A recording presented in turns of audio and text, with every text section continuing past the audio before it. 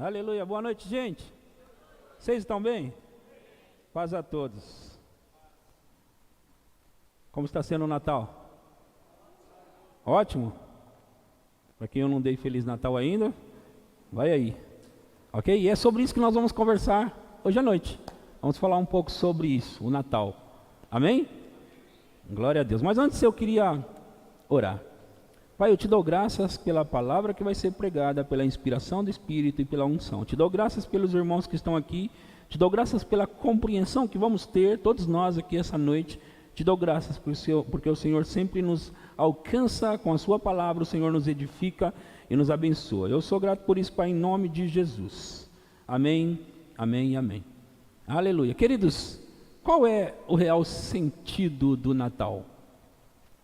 O verdadeiro significado, o que é de fato o Natal? É Papai Noel? É árvore de Natal? Não, nós sabemos que tudo isso é folclore, né? Nós sabemos que isso foram algumas criações e tal, mas Natal não é nada disso, não é verdade? Na verdade você sabe disso, claro que sabe.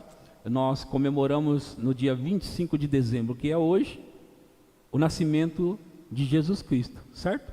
Mas você também sabia que não foi exatamente nesse dia que Jesus nasceu? Ele não nasceu no dia 25 de dezembro. E, na verdade, ninguém sabe quando ele nasceu. Ninguém sabe quando Jesus nasceu. Algumas pessoas esperavam o nascimento de Jesus. E quando ele nasceu, não acreditaram que era ele.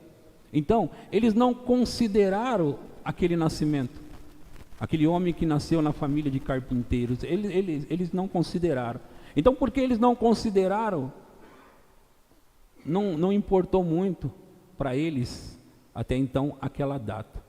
E foi no século IV, cerca de 400 anos, 300 e poucos anos depois, que os cristãos definiram uma data, tinha que escolher uma data. Né? E isso foi bacana. Então eles definiram essa data dia 25 de dezembro. Então foi no século IV que eles determinaram, os cristãos determinaram que no dia 25 de dezembro se comemoraria o aniversário, né? O nascimento de Jesus Cristo. E essa é a segunda data mais importante do cristianismo. Porque a primeira você sabe qual que é? Qual que é? A Páscoa. Não é? A Páscoa é a coisa mais significativa para os cristãos, né? Que foi onde Jesus ressuscitou, né? Vamos dizer, ele ressuscitou na Páscoa. Então, nós cristãos temos esse acontecimento como o número 1. E o número 2, né? É o dia 25 de dezembro, quando nós comemoramos, né, o nascimento de Jesus Cristo. Então eu quero ler com você em Lucas capítulo 2, versículo 1, nós vamos começar ali.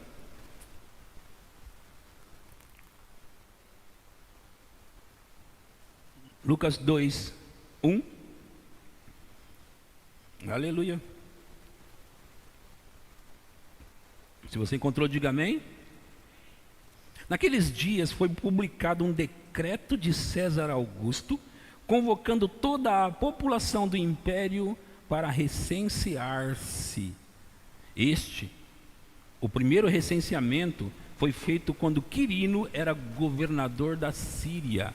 Então aqui, Lucas, que é o escritor, e ele era um médico, ele começa a contar sobre esse acontecido, né, do nascimento de Jesus. E aí ele cita duas pessoas aqui, ele cita o imperador César Augusto, e cita mais um homem aqui, né? Este é o primeiro recenseamento que foi feito quando Quirino era governador da Síria. Essas duas figuras, essas duas pessoas, eles existiram mesmo, ok? Eles eram essas pessoas dessa época, então todos sabiam daquela época, dessa turma aqui. Agora, o que Lucas está tentando contar é sobre em que época Jesus veio, em que época Jesus nasceu. Então, eles não sabem exatamente a data, mas eles sabem a época de quando Jesus veio. Então, vamos continuar no versículo 3, diz: todos iam alistar-se, cada um à sua própria cidade.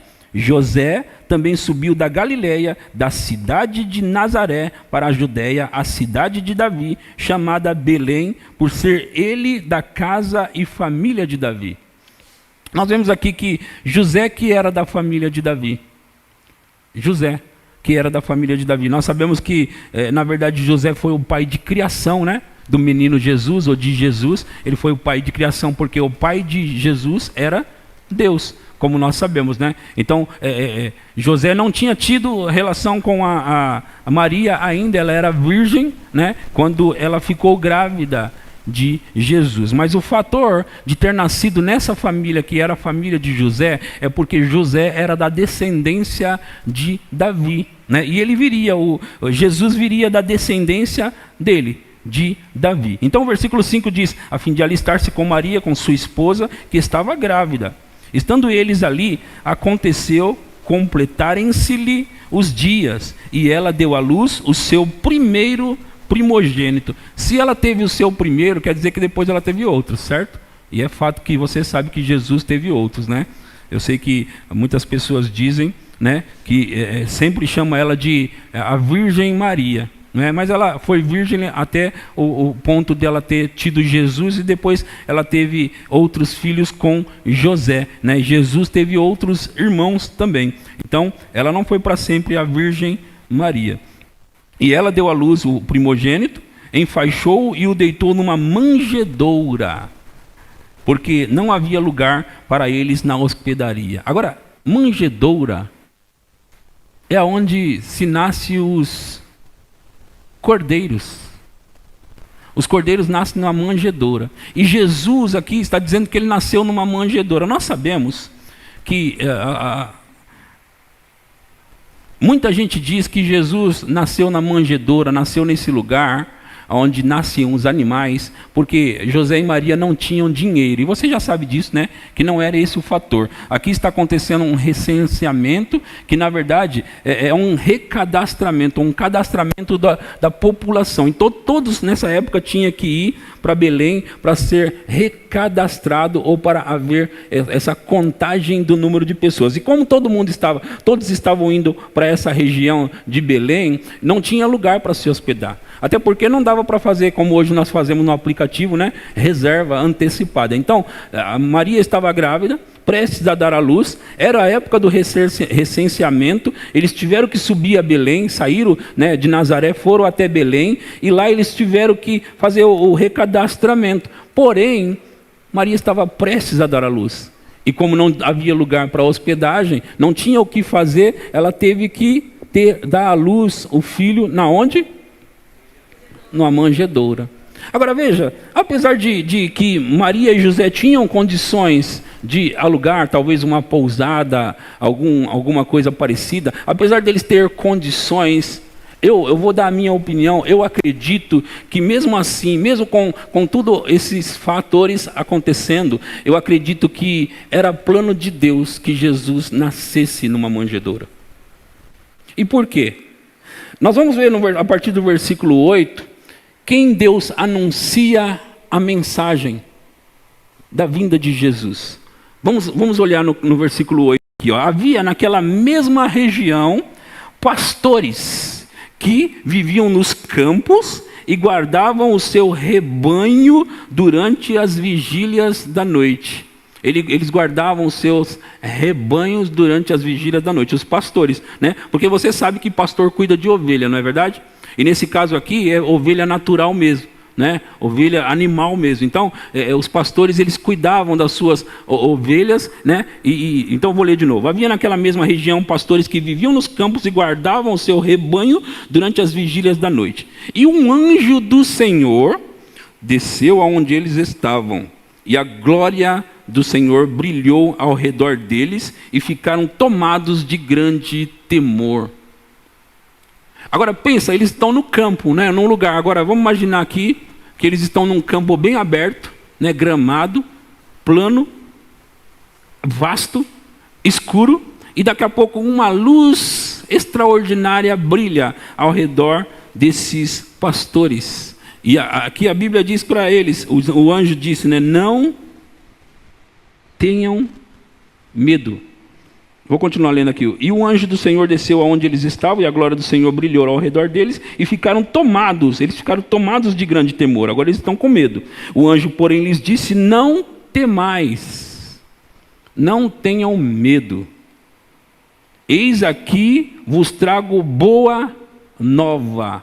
É importante parar aqui e pensar junto com vocês o seguinte: o evangelho de Jesus é sempre boa nova.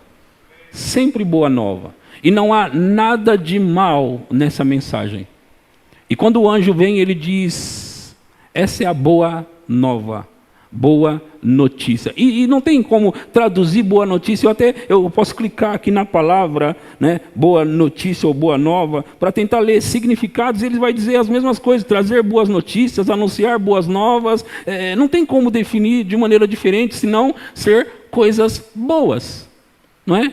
Boas. Então, ele está falando sobre o anjo, porém lhes disse: não temais. Não temais.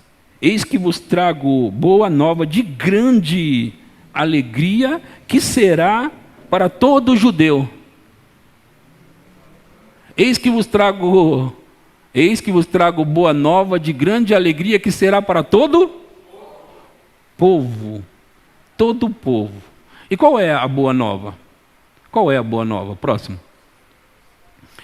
É que hoje vos nasceu na cidade de Davi o Salvador, que é Cristo o Senhor. Agora eu quero voltar só um ponto na mensagem, no versículo ou no versículo anterior, porque o anjo está dizendo para ele: não temais.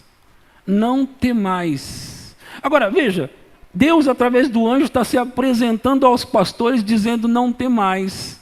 Mas havia uma história lá em Gênesis, onde Deus apareceu, e Adão, Deus perguntando para Adão: onde você está? Ele diz: eu me escondi, eu estava com medo, e eu me escondi.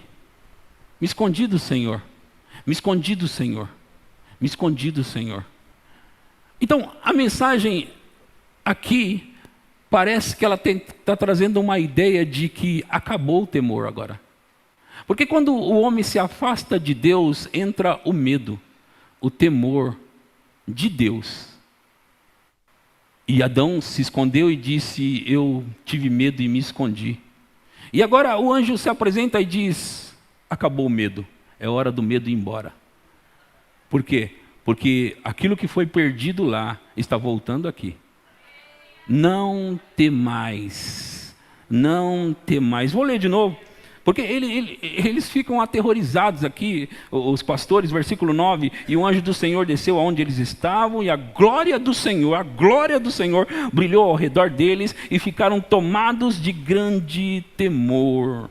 O anjo, porém, lhes disse: não tenham medo. Eis aqui vos trago boa nova de grande alegria, que será para todo o povo. É que hoje vos nasceu na cidade de Davi o Salvador, que é Cristo o Senhor. Isto vos será por sinal: encontrareis uma criança envolta em faixas e deitada na manjedoura. Agora veja, queridos, eles estavam acostumados a ter os seus cordeiros nas manjedouras, que é onde eles preparavam para esse nascimento.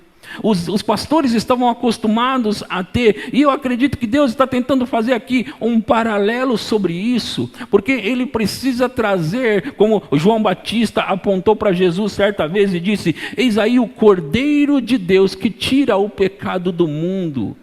O Cordeiro de Deus que tira o pecado do mundo. Agora, o cordeiro precisa nascer numa manjedoura como se nascem os cordeiros. O cordeiro precisa nascer numa manjedoura como os cordeiros nascem. Então, Deus está tentando fazer aqui uma referência a algo. Eu estou mandando à terra o cordeiro, o meu cordeiro, o Cordeiro de Deus, que tira o pecado do mundo. E foi isso que João Batista viu. Eis aí o Cordeiro de Deus, é Ele, o Cordeiro de Deus que tira o pecado do mundo. Então, a mensagem que vem para pastores, ela vem porque são pastores que cuidam de cordeiros, pastores que recebem cordeiros. Então, Jesus agora, chamado de o Cordeiro de Deus, Ele vem ao mundo com um propósito. Eis que vos trago nova de grande alegria, que será para todo o povo, pois na cidade de Davi vos nasceu hoje o Salvador, que é Cristo o Senhor. Cristo o Senhor. Vamos continuar aqui a história. Isto vos será por sinal, eu estou no 12.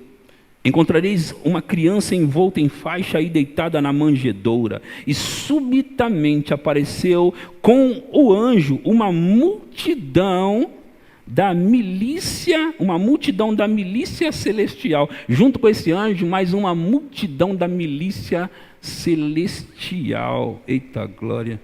Meu Deus! Meu Deus do céu! Louvando a Deus e dizendo, olha que fantástica essa mensagem. Glória a Deus nas maiores alturas e paz na terra entre os homens a quem Ele quer bem. Glória a Deus nas maiores alturas e paz na terra. Paz na terra entre os homens a quem Ele quer. Vocês estão tímidos hoje. É bem, né, pastor? Ele quer bem a gente.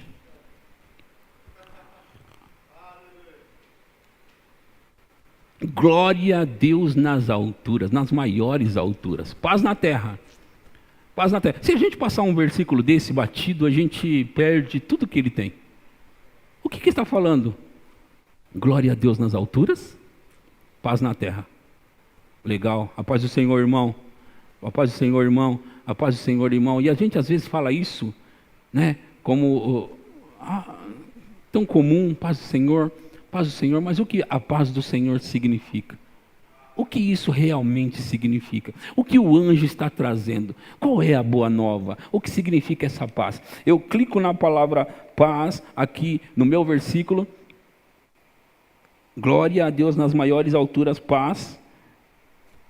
E aí, a palavra em grego aqui, para definir essa palavra paz, é eirene. Então, eirene é um estado de tranquilidade nacional, ausência da devastação e destruição, paz entre os indivíduos, harmonia, concórdia, segurança, seguridade, prosperidade, felicidade, pois paz e harmonia fazem e mantêm as coisas seguras e prósperas. Os irmãos, vamos lá, independente, porque a Bíblia convida sempre a gente a olhar para Deus, olhar para a palavra, e não olhar para as circunstâncias, e não olhar para o mundo. Porque se nós olhamos para as circunstâncias, para o mundo, para o que acontece lá fora, para as crises, se nós olhamos para tudo isso, é complicado, não é verdade? Sim ou não? Se nós olhamos para tudo isso, nós vamos ver realmente o caos. Nós vamos ver situações difíceis, nós vamos ver pessoas sofrendo, nós vamos ver falta por aí, nós vamos ver pessoas doentes, nós vamos ver crise no mundo. Se nós olhamos de maneira natural, mas aqui ele está dizendo sobre paz na terra, aos homens a quem ele quer bem. Paz na terra. Agora veja, nós sabemos já e nós aprendemos aqui tantas vezes, que a mensagem de Deus, a palavra, ela funciona somente por fé. Somente por fé. E fé, você já sabe também, que é você saber o que a palavra diz, acreditar na palavra, pegar para si e viver isso. Isso é fé. Fé é você possuir o que Deus está falando, independentemente do que a circunstância diz. E aqui nós temos uma mensagem de paz para todos nós. Isso quer dizer que é uma paz independentemente do que está acontecendo no mundo. Isso é uma ausência de temor, ausência de pavor, ausência de falta, é prosperidade, é uma vida abençoada em todos os sentidos. Então, ele está trazendo uma mensagem que ela vai na contramão do mundo. Uma mensagem que vai na contramão do que está acontecendo no mundo. Agora, cabe a nós cristãos, porque cristãos são meio doidos. Eles não vivem de acordo com o que veem ou sentem. Eles não vivem de acordo com essas coisas. Cristãos são doidos mesmo. Eles vivem de acordo com aquilo que eles creem. Então, o que eles veem não importa, não é assim os cristãos? O que eles veem pouco importa. Por quê? Porque eles caminham de tal forma baseado naquilo que eles acreditam. Agora veja, irmãos, se eu estou dizendo para você que os cristãos, eles são meio doidos, porque eles têm que viver baseado não no que os olhos veem, não no que os sentidos naturais dizem, mas eles têm que viver baseado no que eles acreditam. Então, se eles vivem assim, veja, nós temos que pegar uma mensagem do Evangelho, que é a mensagem mais poderosa que existe, pegar e arrancar para nós e viver. Se ele está dizendo glória a Deus nas maiores alturas, paz na terra a quem os homens, a quem ele quer bem, nós temos que pegar isso e viver essa paz independentemente do que o mundo está promovendo para nós ou contra nós. Então, nós vamos ter paz independentemente de qualquer coisa que esteja acontecendo por aí. Vocês estão entendendo o que eu estou pregando? A mensagem da boa nova é porque nós podemos olhar de maneira natural e dizer, bacana isso aí, pastor. Bacana. Mas se nós olharmos isso da maneira que deve ser olhado, nós vamos olhar e dizer, ei, é isso que ele fez? É isso que ele veio trazer? Então é isso que eu quero. Então eu não vou querer outra coisa. Então eu não vou viver outra coisa. Então eu não vou viver de outra forma. Então eu não aceito viver de outra forma. Meu irmão e minha irmã, ninguém está fazendo um favor para nós. Eu já falei isso para você. Quando nós queremos viver tudo que Deus tem para nós, ninguém está fazendo um favor para nós. Nós estamos vivendo o que nos pertence e nós queremos o que nos pertence. É por isso que essa mensagem de comércio tem que ser pregada ao ponto de você pegar e olhar e falar, é isso mesmo? É isso. Então eu vou viver isso para a minha vida e ninguém vai tirar isso de mim. Se Jesus morreu, se Jesus veio, nasceu e morreu aqui para tirar toda a ausência de paz, eu quero a paz. Agora veja, queridos, essa palavra eirene, ela é uma palavra grega que foi traduzida de uma palavra hebraica, e a palavra hebraica que você provavelmente conhece é shalom. Shalom. E o que shalom significa? Para mostrar para você o que shalom significa, nós temos que pegar algum texto, algum versículo, alguma passagem no Velho Testamento para mostrar o que está querendo dizer para nós. Porque shalom vem sendo traduzido no grego eirene, que diz paz, mas paz é shalom. E o que é shalom? Jeremias 29:11 vai mostrar para nós não só o shalom, mas o pensamento de Deus para nós.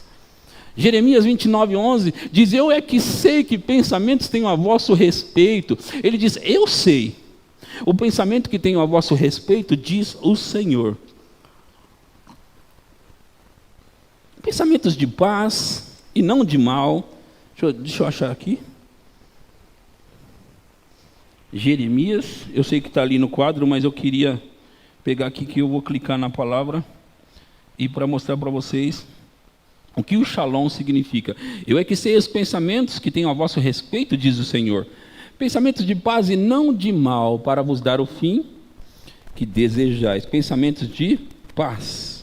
E o que significa paz? Paz é shalom. E shalom significa o quê? Completo. Alguém que tem shalom é alguém completo. É alguém saudável. Meu Deus do céu. De bem-estar, paz, totalidade, segurança, saúde de novo, bem-estar de novo, prosperidade de novo, sossego, tranquilidade, contentamento. Meu Deus, tem outras muitas coisas aqui. Então, Deus está dizendo para nós que Ele mesmo é quem sabe que pensamentos tem a nosso respeito. Ele diz pensamentos de paz, de shalom, pensamentos de shalom. Então, quando vem a mensagem do Evangelho, dizendo para nós que nasceu na cidade de Davi o Salvador, que é Cristo o Senhor, nós temos que entender de uma vez por todas que Ele veio para nos dar paz. E essa paz é realmente ausência de circunstâncias que vêm para nos destruir, ausência de doenças, ausência de falta. Não tem falta, não tem doença, não tem enfermidade, não tem. Ele veio para nos dar vida e quê? Vida em abundância. Sabe, queridos, é bom a gente sempre conversar sobre essas coisas, porque à medida que nós vamos falando dessas coisas, essas coisas vão entrando no nosso coração. Porque tudo que nós ouvimos é sobre um menino pobre, que nasceu numa manjedoura porque aparentemente não tinha dinheiro, porque nasceu numa família pobre, né? E aí nós cantamos as músicas, e essas músicas entram no nosso coração através dos anos, e nós ficamos pensando que isso é verdade. Mas não é o que a Bíblia diz. Ele não nasceu na manjedoura porque não tinha condições de estar num lugar melhor. Não foi por isso. Agora, ele é o Cordeiro de Deus. Então, eu acredito que Deus fez com que ele nascesse ali, porque ele representa o Cordeiro de Deus que tira o pecado do mundo. Agora, nós temos que ficar com aquela mensagem: glória a Deus nas maiores alturas e paz na terra aos homens a quem ele quer bem. Agora veja, paz na terra aos homens a quem ele quer bem, certo? Veja, Deus o tempo todo quer e pensa bem sobre nós. O tempo todo ele está pensando o melhor para nós. Eu quero convidar você a sempre pensar, se está acontecendo alguma coisa de ruim na sua vida, não é Deus. Mas pastor, por que Deus não faz alguma coisa? Porque Deus precisa de uma ação da terra para fazer alguma coisa. Deus precisa de uma interação da terra. Como que funciona isso? Eu vou te explicar. Deus manda a palavra, manda a mensagem, certo? Ele que começa. Ele manda a mensagem. Agora, precisa haver uma interação das pessoas aceitando a mensagem. Precisa haver um feedback das pessoas aceitando a mensagem. Precisa haver uma resposta à mensagem. Então, Deus manda a palavra, e a palavra por si só está ali. Se não for pega, não acontece nada. Mas se alguém pegar a mensagem, aí as coisas acontecem. Então, precisa haver uma resposta da parte dos homens. Que é o que a gente sempre fala na igreja, é a fé. É o crer, é o acreditar, é o estar convicto de que Deus vai fazer o que Ele disse que vai fazer. Então, se Deus quer o bem para as pessoas, o mal não procede dele. Então, nós temos que entender de uma vez por todas, se um mal está acontecendo com você, não é Deus. Nem mesmo a solidão. Você tem que pensar o seguinte: Deus não quer solidão para mim. Se você tem sentido esse sentimento, muitas pessoas têm nos assistido também pela internet e vão assistir ainda, eu quero falar isso para você. Se você tem passado por solidão, momentos solitários, eu quero que você saiba, Deus é o maior interessado que você não viva dessa forma. Antes, viva suprido nos sentimentos, nas emoções. Deus quer que você fique suprido em tudo. Olha, nós temos que pensar que Deus quer suprir tudo em nossa vida, em todas as áreas da nossa vida. Ele é o maior interessado. Ele é o maior. Diga isso para mim agora. Deus é o maior interessado em que eu seja suprido em tudo. Agora, em tudo inclui os sentimentos, as emoções, inclui as finanças, inclui a saúde mental, emocional, saúde física, e até poderíamos dizer saúde espiritual, que é o novo nascimento, é nascer para dentro da família de Deus. Então, assim, paz na terra e boa vontade aos homens a quem Ele quer bem. Quando nasce Jesus, nasce uma provisão para todo o povo.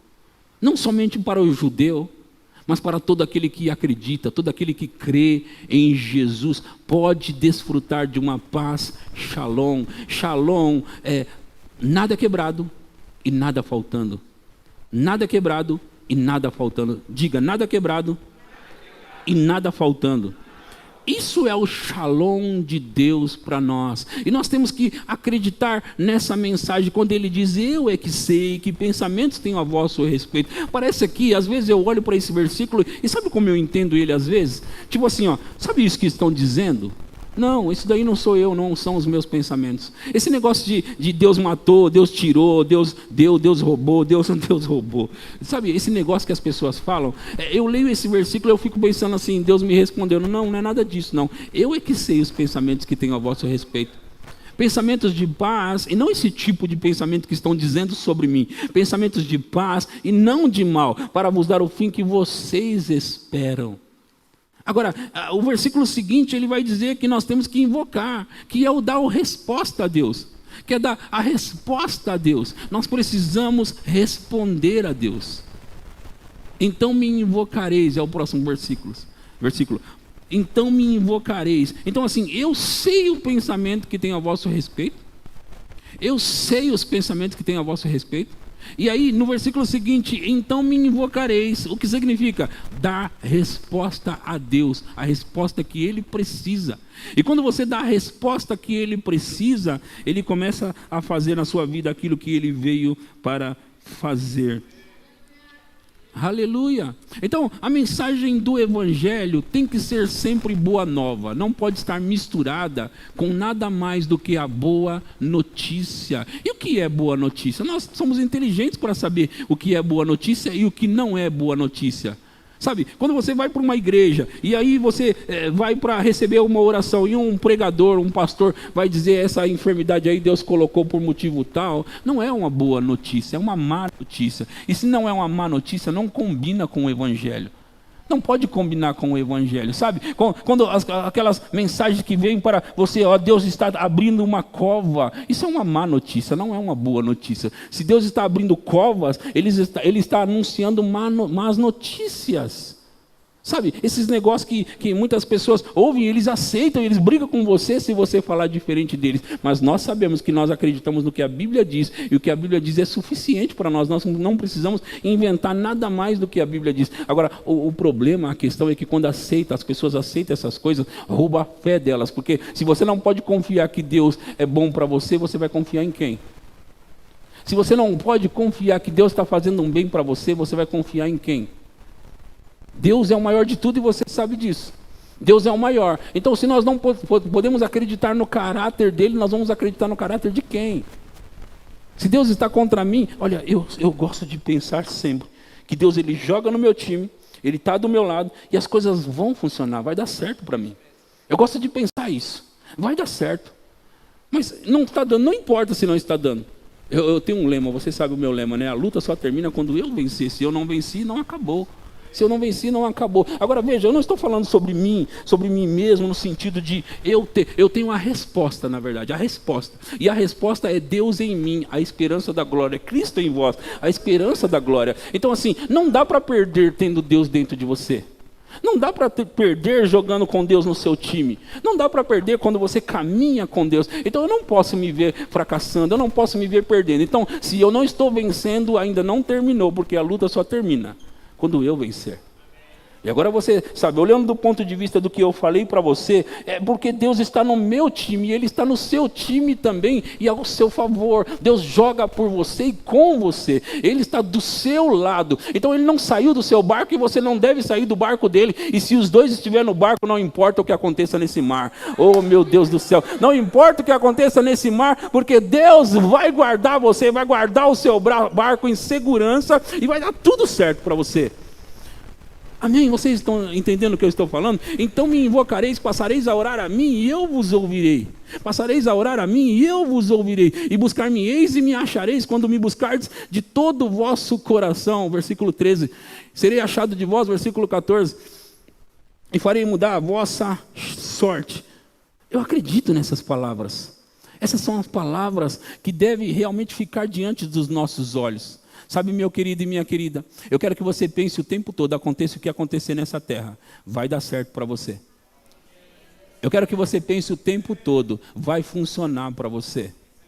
Você tem que viver pensando que Deus veio através de Jesus me dar o shalom, a paz, a tranquilidade, a prosperidade, a segurança, sabe? Shalom fala de segurança. Shalom fala de proteção.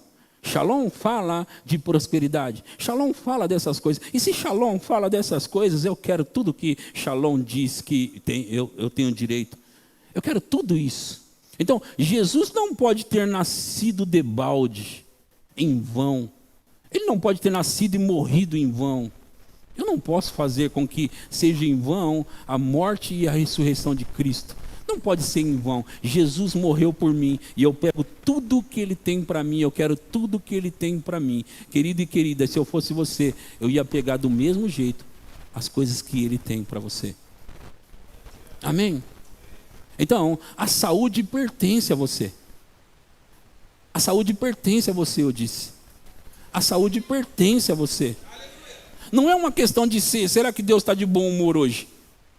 Não, Ele não muda. Deus é imutável, Ele não muda.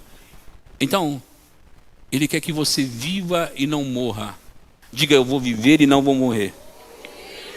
Eu vou viver e não vou morrer. E vou contar os feitos do Senhor.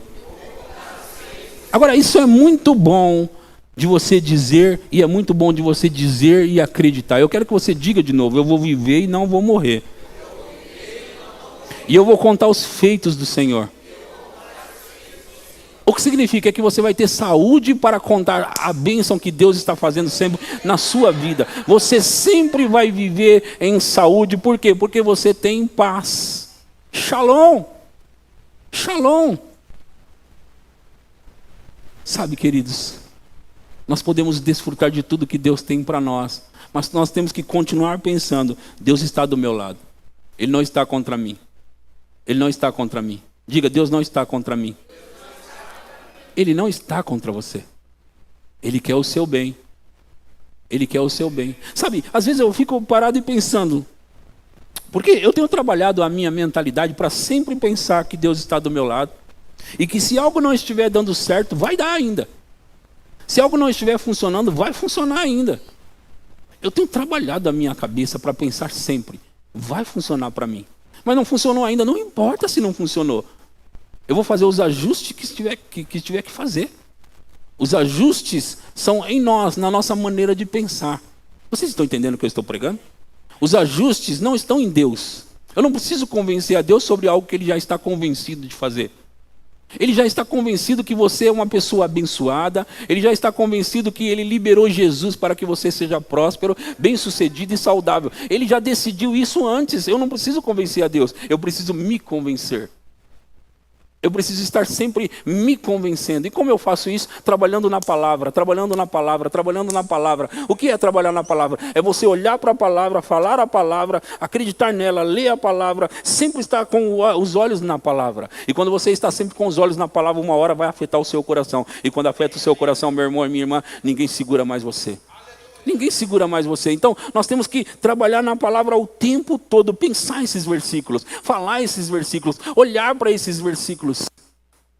Alguém que eu escutei um rapaz falando que eu era de uma igreja, ele disse, eu era de uma igreja, e naquela igreja o pastor sempre falava as mesmas coisas. Ele saiu daqui. Ele estava se referindo a mim, claro. Ele disse, o pastor sempre falava lá as mesmas coisas, ele repetia os mesmos versículos. Ele não entendeu por que eu repeti os mesmos versículos. Ele não sabe por que eu fazia aquilo. Ele nunca entendeu. Mas você sabe. Mas você sabe. É claro que eu repito. É claro que eu falo. É claro que eu repito. É claro que eu falo. Eu repito de novo, eu falo de novo. E se ele me ouvir, as últimas 50 mensagens, ele vai dizer, ele não mudou nada. Eu vou dizer, eu não mudei nada.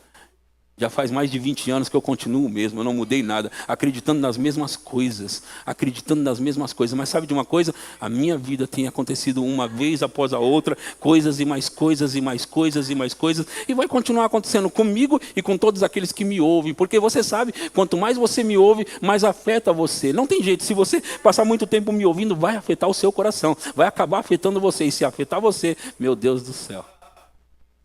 Aleluia. Sempre falando as mesmas coisas, sempre acreditando nas mesmas coisas, sempre falando, sempre acreditando, sempre falando. Por quê? Porque a mensagem é essa.